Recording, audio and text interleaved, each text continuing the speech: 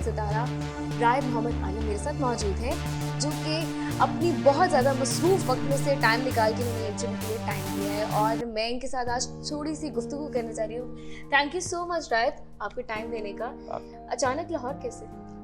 एक शूट के लिए आया था। सबसे पहले थैंक यू सो मच आपका कि आपने मेरा इंटरव्यू ले रही हैं और मुझे यहाँ अपने साथ बिठाने का मौका दिया।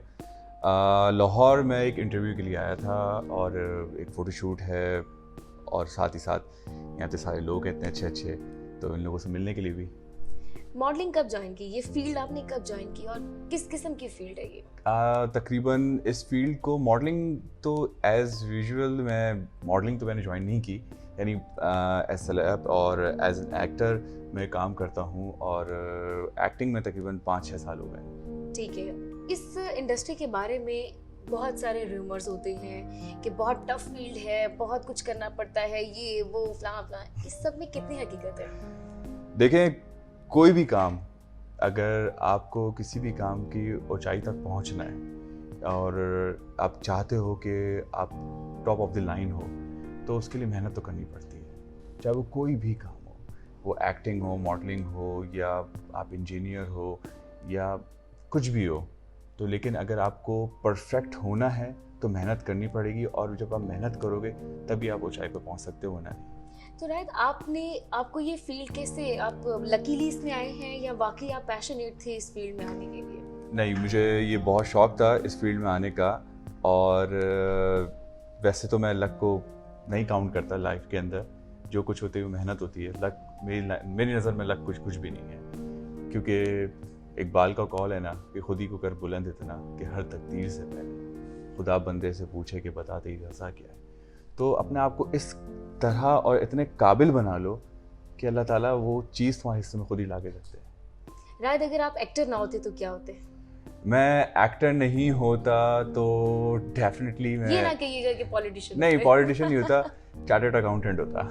अच्छा, ये याद रहे। बल्कि मैं आपको बताती चलूँ कि रायत वैसे तो बहुत यंग लगते हैं, बहुत खूबसूरत। अभी मैं इनका थोड़ी देर पहले शूट देख रही थी, वो बहुत शानदार शूट था। और याद रहे कि इनका एक 8 साल का बेटा भी है। तो रायत, ये जो एक बड़ी शॉकिंग सी चीज़ है, स्पेशली जो हमारी इंडस्ट्री के अंदर लड़कियां, उनके लिए तो बहुत ही ज़्यादा शॉकिंग चीज़ होगी है। कभी इस तरह से कोई कॉम्प्लीमेंट सुनने को मिला है? हाँ, डेफिनेटली। कोई भी तस्वीर डालो तो जिन लोगों, जो फैंस हैं मेरे, जो नए मेरे साथ अटैच होते जा रहे हैं मेरे ड्रामा के साथ साथ, इनफैक्ट मैं सबसे बड़ी मिसाल हूँ।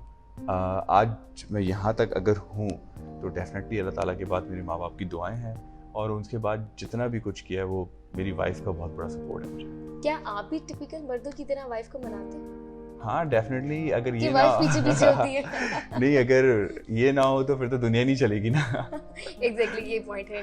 अच्छा राइट, मुझे ये बताइएगा, रिसेंटली अभी हमने देखा औरत मार्च निकल रहा था और औरत मार्च के अंदर बहुत सारे स्लोगन्स हम लोग देख रहे थे। हर एक्टर अपनी ही एक राय पेश कर रहा था। आपकी क्या राय है? देखिए, अगर सिर्फ आप औरत मार्च की बात करती हैं तो मैं उसके हक में हूँ। डेफिनेटली हमारे इस्लाम के अंदर उनका एक रुतबा है औरतों का, और उनकी इज़्ज़त डेफिनेटली हम सब का फ़र्ज़ है कि हम उनकी इज़्ज़त करें। और जब हमारे नबी ने फरमा दिया तो फिर हम कौन होते हैं कुछ बोलने वाले। लेकिन इनके हुकूक कुरान और हदीस से हट के जो इनके जो दूसरे मुतालबात हैं, मैं उनका साथ नहीं दूँगा। लेकिन जो कुरान के और हदीस के दायरे के अंदर जो रह के उनकी चीज़ें हैं, जो उनकी इज़्ज़त है, जो उनका मुकाम है, जो उनका हक है, वो डेफिनेटली उनका है। रिसेंटली जो लाहौर और कराची में देखा गया कि बहुत सारा इस मार्च के दौरान बहुत सारा डांस किया गया, बहुत सारे अजीब से रक्स पेश किए गए। आप इन सारी चीज़ों को किस तरह से देख रहे हैं? क्योंकि मुख्तलिफ एक्टर्स हमारी फील्ड के ऐसे भी हैं जो कि फील्ड में एक मुकाम बना ले, और मुकाम बनाने के बाद फिर उसके जहन में एक होता है कि मैं जब ये बन जाऊंगा तो फलां काम सबसे पहले रोकूंगा। शोबिज़ इंडस्ट्री के अंदर आप कौन सा मुकाम चाहते हैं और कौन सी ऐसी खराबी है जिसको ठीक करना आपका शायद कहीं टारगेट भी होगा? देखिए, एज प्रोफेशनल अगर मैं चाहूँ शोबिज़ को ठीक करना तो मैं सबसे पहले चाहूँगा कि 2-3 चीज़ें हैं। नेपोटिज़म है और आप बगैर देखे किसी को कास्ट कर लेते, चीज़ें कर लेते हैं। मैं कहता हूँ कि जिसका एक रूल होता है इंडस्ट्री का कि पहले आप ऑडिशन लेते हैं हर चीज़ के लिए, कैरेक्टर के लिए आप ऑडिशंस लो, क्योंकि ऑडिशन से आपको एग्जैक्टली पता चल जाता है कि ज़रूरी नहीं कि कोई मंझा हुआ एक्टर हो 10-12 साल से 15 साल से काम कर रहा हो और वही सेलेक्ट हो, या नया बच्चा भी हो सकता है, या नया लड़का भी हो सकता है, नया टैलेंट भी हो सकता है। तो बेहतर यही है कि हर चीज़ का पहले ऑडिशन हो, ऑडिशन के बाद आप डिसाइड क्या करो कि किसको आना है किसको नहीं आना। इस तरह बहुत फेयर गेम हो जाएगा, हर किसी के पास एक ग्राउंड होगा और उसमें उसको खेलने का मौका मिलेगा। लेकिन अगर आप ऐसे ही उठा के किसी को कास्ट कर लेते हो बगैर किसी चीज़ के, तो वो गलत है, और उसका नतीजा आजकल के जो हमारे ड्रामा में हो रहा है वो आपके सामने भी मेरे सामने भी है, वो इसी वजह से हो रहा है। तो बेहतर यही है कि प्रोफेशनलिज्म के तरीके से जो इसका वे ऑफ वर्किंग है हमारी इंडस्ट्री का, उस तरीके से हम चलें तो डेफिनेटली यार हम लोग बहुत ऊपर तक जा सकते हैं। राइट, इस इंडस्ट्री के अंदर सबसे एक जो चीज देखने में आई है कि जो नए लोग आ रहे हैं वो बेशक मेल हो या फीमेल हो, क्या ये इस जुमले की वजह से खराब हो रही है, या कुछ चंद लोग ऐसे बैठे हुए हैं, या इस फील्ड के अंदर भी कोई माफिया टाइप कुछ लोग हैं जो कि इस फील्ड को इस तरह से बना रहे हैं? ये क्या है? ग्रुप तो हर जगह होते हैं और हर जगह ये सब चीज़ें चलती रहती हैं। फैसला आपको करना है कि आपको आना किस तरीके से है। इन दी एंड आप कुछ भी कर लें, आप कुछ भी कर लें, आपका टैलेंट बोलेगा। अगर आप किसी भी तरीके से आ भी जाते हैं इस फील्ड के अंदर और कुछ कहते हैं कि मेरा एक शूट करवा लें या फलां कर लें ढमकाना कर लें, तो वो चीज़ कितने टाइम तक चलेगी? जब तक आपके अंदर टैलेंट खुद नहीं आएगा, आप उस टैलेंट को सीखोगे नहीं, चीज़ों को करोगे नहीं, तो लॉन्ग टर्म प्लानिंग नहीं हो सकती। शॉर्ट टर्म प्लानिंग तो हो सकती है कि साल 2 साल 3 साल, उसके बाद अगर टैलेंट ही नहीं होगा तो शो क्या करोगे लोगों को? और हमारी फील्ड में तो बेसिकली शो बेस नाम किस चीज़ का है कि अपने टैलेंट को शो करना है, तो वो टैलेंट ही नहीं होगा तो आपके सामने होगा सब कुछ।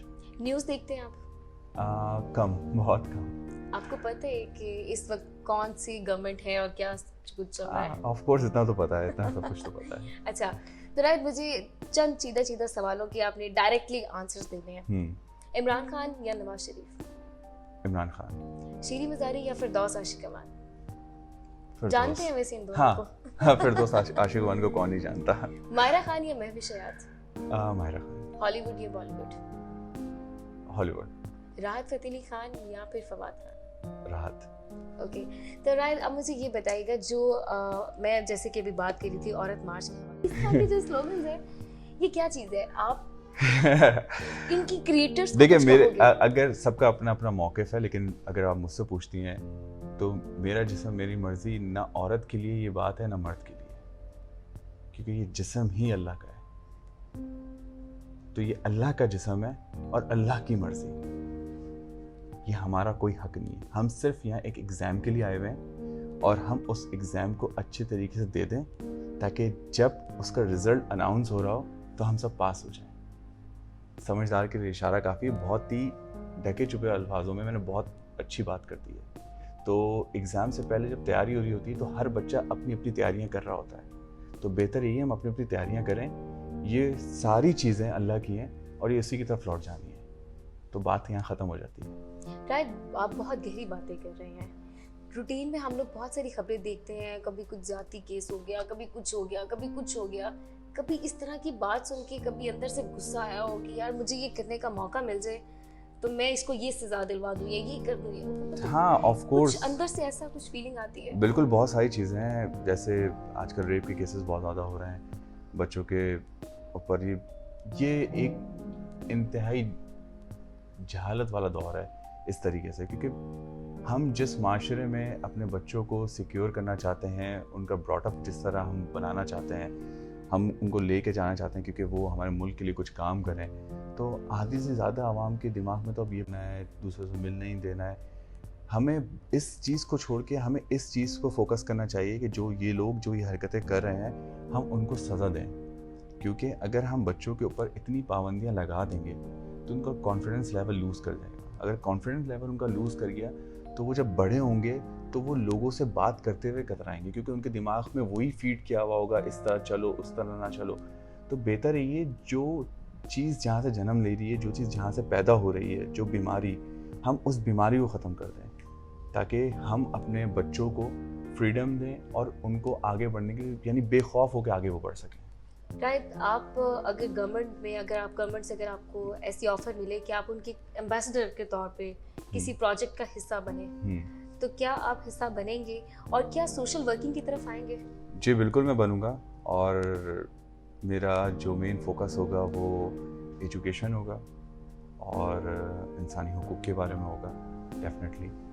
اور بس ٹھیک ہے جی بالکل. آپ نے میری رائت کے ساتھ گفتگو سنی ہے. ویسے تو بڑی شارٹ گفتگو تھی, لیکن سب سے جو اہم بات ان کی تھی وہ عورت مارچ کے حوالے سے تھی کہ عورت کے حقوق یہ بھی مانتے ہیں, لیکن ناجائز طریقوں سے کی جانے والی جو حرکتیں ہیں وہ شاید نہ پورا معاشرہ ایکسیپٹ کرتا ہے, نہ خود میجورٹی جو خواتین ہیں وہ خود ایکسیپٹ کرتی ہیں, اور نہ ہی ہمارا معاشرہ ان سب چیزوں کی اجازت دیتا ہے. سو رائت کی آپ نے گفتگو سن لیا. انشاءاللہ دوبارہ ایک نئے مہمان کے ساتھ حاضر ہوں گے. اللہ حافظ.